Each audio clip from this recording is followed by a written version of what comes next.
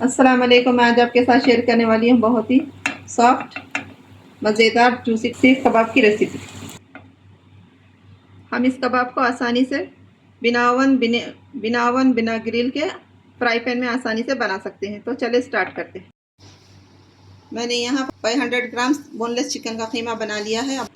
میں نے یہاں ایک میڈیم سائز کی پیاز لی اور اس کو چاپر میں ڈال کر باریک چاپ کر لیا ہے اور اس کو نچوڑ کر اس کا پانی پورا نکال لیا ہے. اب ہم اس کو قیمے میں ایڈ کریں گے.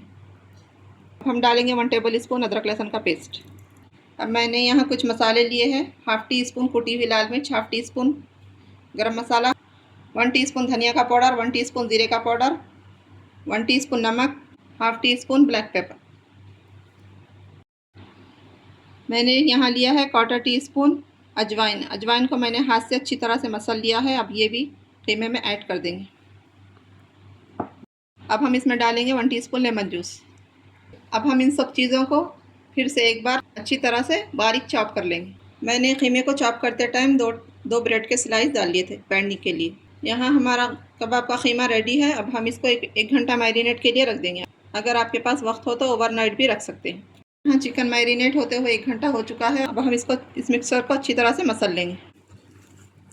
ہم اس مکسچر کو ایک جان ہونے تک اچھی طرح سے مسل لیں گے. اب ہم اس میں ایڈ کریں گے 1 ٹیبل اسپون کے برابر بٹر. میں نے یہاں چکن بریسٹ کا قیمہ لیا تھا. اس میں فیٹ نہیں ہوتا، اس لیے میں یہاں بٹر کا استعمال کر رہی ہوں. اب ہم بٹر کے ساتھ چکن کو اچھی طرح سے مکس کر لیں گے. سب چیزیں ایک جان ہونے تک اچھی طرح سے چکن کو مکس کر لیں گے. میں یہاں کباب بنانے کے لیے پینسل کا استعمال کر رہی ہوں. میں پینسل کو الومینیم فائل میں لپیٹ لوں گی. آپ چاہے تو پینسل یا اسٹک یا سیخ کا استعمال کر سکتے ہیں.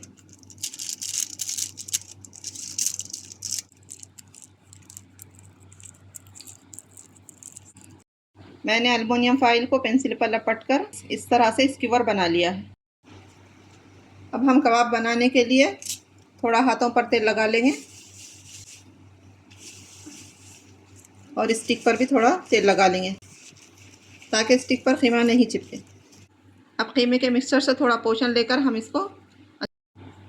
اب ہم اس کو اچھی طرح سے دبا لیں گے اور اسٹک پر لگا کر اس کو شیپ دے لیں گے. میں یہاں میڈیم سائز کے کباب بنا رہی ہوں. آپ اپنے حساب سے بنا لیجیے.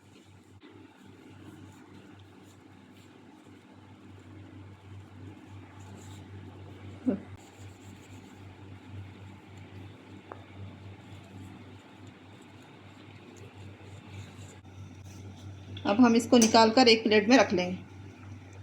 اب اسی طرح سے میں سارے کباب ریڈی کر لوں گی. میں نے تھوڑے کباب بنا کر ریڈی کر لیے. اب ہم اس کو فرائی کریں گے. آپ اس پوائنٹ پہ کباب کو فریز بھی کر سکتے ہیں. فریز کرنے کے لیے آپ ایک پلیٹ میں رکھ کر فریزر میں 2-3 گھنٹے کے لیے رکھ دیجئے اور 2-3 گھنٹے کے بعد نکال کر زپ لاک بیگ میں یا کنٹینر میں ڈال کر فریز کر لیجیے. اب ہم کباب کو فرائی کریں گے. میں نے کباب کو فرائی کرنے کے لیے گرل پین لیا ہے. اب اس میں ڈالیں گے 2 ٹیبل اسپون آئل. ہمیں تیل اس پوائنٹ پر زیادہ استعمال نہیں کرنا ہے کیونکہ ہم نے چکن میں بٹر ڈالا ہوا ہے. اگر تیل زیادہ استعمال کریں گے تو ہمارے کباب آئلی چپچپی ہو جائیں گے، اس لیے ہم کم تیل استعمال کریں گے. اب میں تیل کو برش کی مدد سے اچھی طرح سے پھیلا لوں گی. تیل گرم ہو چکا ہے. اب ہم اس میں ڈالیں گے کباب جو ہم نے ریڈی کر کے رکھے. بسم اللہ الرحمن الرحیم.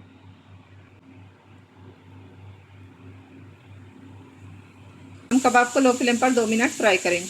یہاں کباب فرائی کرتے ہوئے 2 منٹ ہو چکے ہیں. اب ہم اس کی سائڈ کو چینج کر لیں گے.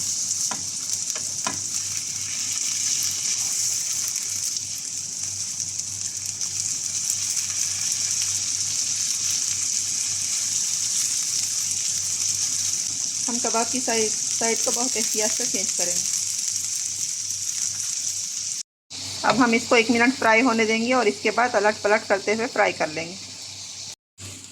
یہاں 1 منٹ ہو چکا. اب اس کی سائڈ کو الٹ پلٹ کرتے ہوئے فرائی کر لیں گے.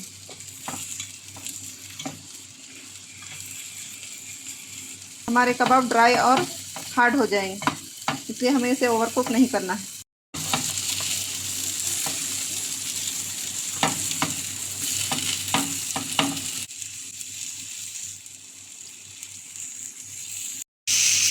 میں نے اس طرح سے الٹ پلٹ کر کے فرائی کر لیا ہے. کباب ریڈی ہو گئے ہیں.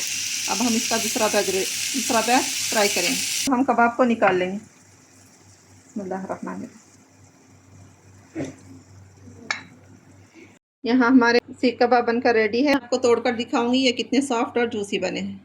اللہ دیکھیے اندر تک پورے پک چکے ہیں.